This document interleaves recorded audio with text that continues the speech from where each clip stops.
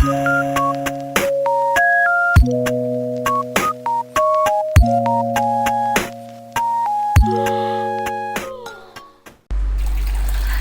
Buddhaya, Soti Hotu. Jumpa kembali dengan Bu Warina. Pada kali ini kita akan membahas patidana atau upacara pelimpahan jasa. Kepada siapa kita melakukan pelimpahan jasa? Tentunya kepada mereka yang telah melakukan jasa kebaikan dalam kehidupan kita, yaitu para leluhur kita. Berikut sekelumit kisah Sigalowada Sutta. Dikisahkan pada saat Sang Buddha masih hidup, terdapat seorang kepala rumah tangga yang sangat baik dan rajin mengunjungi Sang Buddha untuk melakukan banyak kebaikan. Suatu ketika, kepala rumah tangga tersebut memanggil putranya dan berkata, "Setelah Papa tidak ada, sembahlah 6 arah setiap pagi." Sang anak menjawab, "Baiklah, Pak," tanpa menanyakan makna dari 6 arah tersebut. Seiring waktu, kepala rumah tangga tersebut meninggal dunia saat putranya tumbuh menjadi seorang pemuda.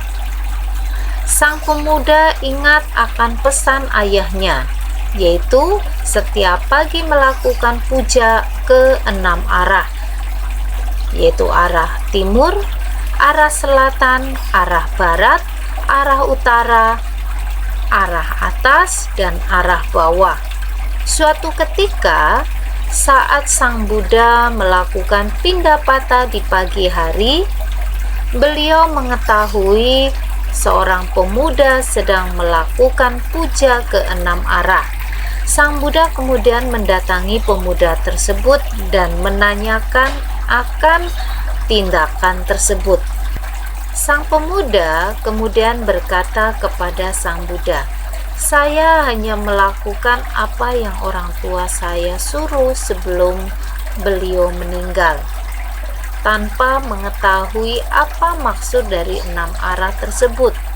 Kemudian Sang Buddha menjelaskan makna dari 6 arah, yaitu arah timur artinya menghormati orang tua, arah selatan menghormati guru, arah barat menghormati suami atau istri, arah utara menghormati sahabat, arah atas menghormati biku atau majikan, arah bawah berarti menghormati karyawan.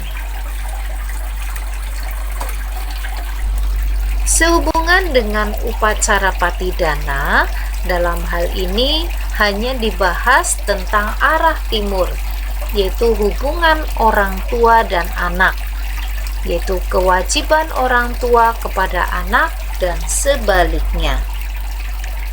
Kewajiban orang tua kepada anak yang pertama adalah mencegah anak berbuat jahat dan mengarahkan untuk berbuat baik.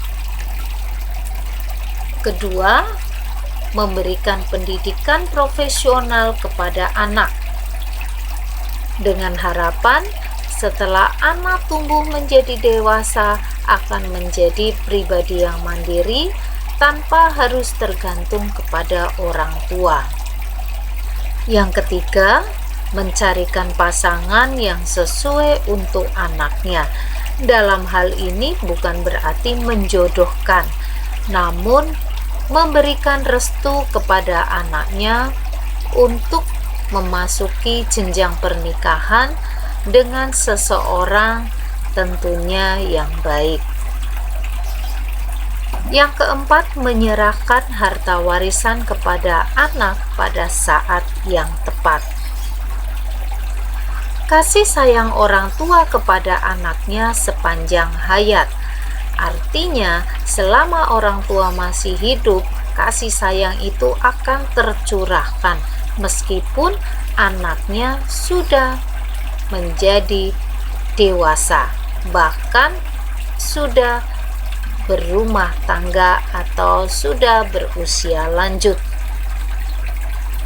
Selanjutnya, kewajiban anak kepada orang tua. Dahulu, aku telah dipelihara dan dibesarkan oleh mereka. Sekarang aku akan menyokong mereka. Artinya, sebagai seorang anak harus membantu apa yang orang tua butuhkan. Aku akan melakukan tugas-tugas kewajibanku terhadap mereka. Saat anak masih kecil, semua pekerjaan dipegang orang tua. Tapi ketika anak-anaknya sudah besar, anak-anaknya sudah bisa mandiri, anak-anak hendaknya bisa melakukan kewajiban-kewajiban yang biasanya dilakukan oleh orang tua, saat ini dilakukan oleh anaknya. Aku akan menjaga baik-baik garis keturunan dan tradisi keluarga. Aku akan membuat diriku pantas untuk menerima warisan. Aku akan mengurus persembahyangan pada sanak keluargaku yang telah meninggal dunia. Nah, ketika sanak saudara kita meninggal, kita tidak tahu apakah mereka terlahir di surga atau di neraka.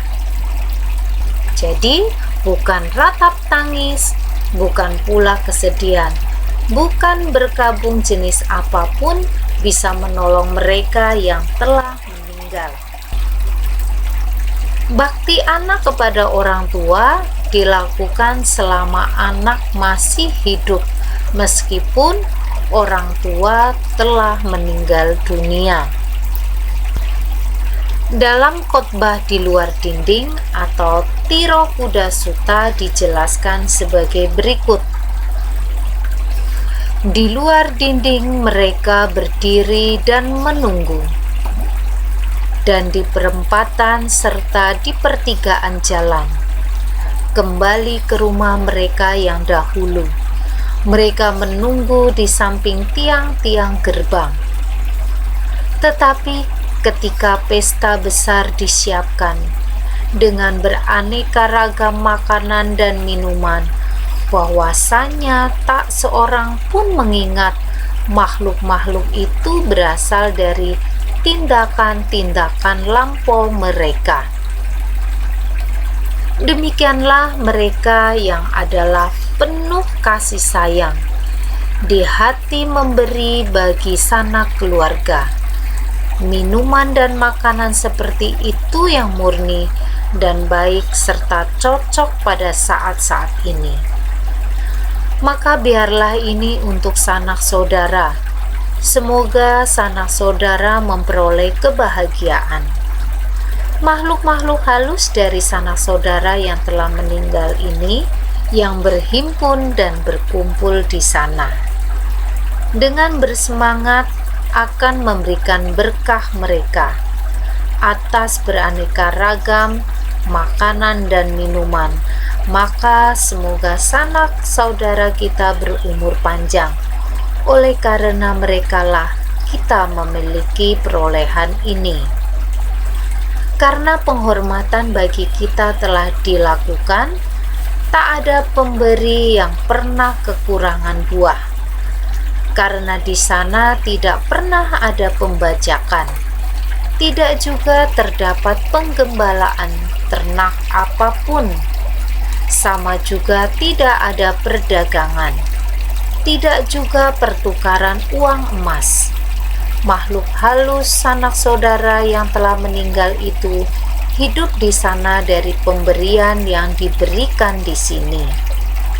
Seperti air hujan yang tercurah di bukit, mengalir turun mencapai lembah yang kosong. Demikianlah pemberian yang diberikan di sini dapat berguna bagi setan sanak saudara yang telah meninggal. Seperti dasar sungai yang bila penuh dapat menampung air yang turun mengisi lautan. Demikian pula pemberian yang diberikan di sini dapat berguna bagi makhluk halus sanak keluarga yang telah meninggal. Dahulu Dia memberi kepadaku. Dia bekerja untukku. Dahulu dia adalah sanak saudaraku, temanku, sesamaku. Maka berikan dana bagi mereka yang telah meninggal, dengan mengingat apa yang dahulu biasa mereka lakukan. Bukan ratap tangis, bukan pula kesedihan, bukan berkabung jenis apapun, menolong mereka yang telah meninggal, yang sanak saudaranya tetap tidak bisa menolong mereka dengan tindakan demikian. Tetapi ketika persembahan ini diberikan dan ditempatkan dengan baik di dalam sangga bagi mereka, maka dana itu bisa berguna lama bagi mereka di masa depan dan juga segera. Demikianlah dhamma bagi sanak saudara telah ditunjukkan.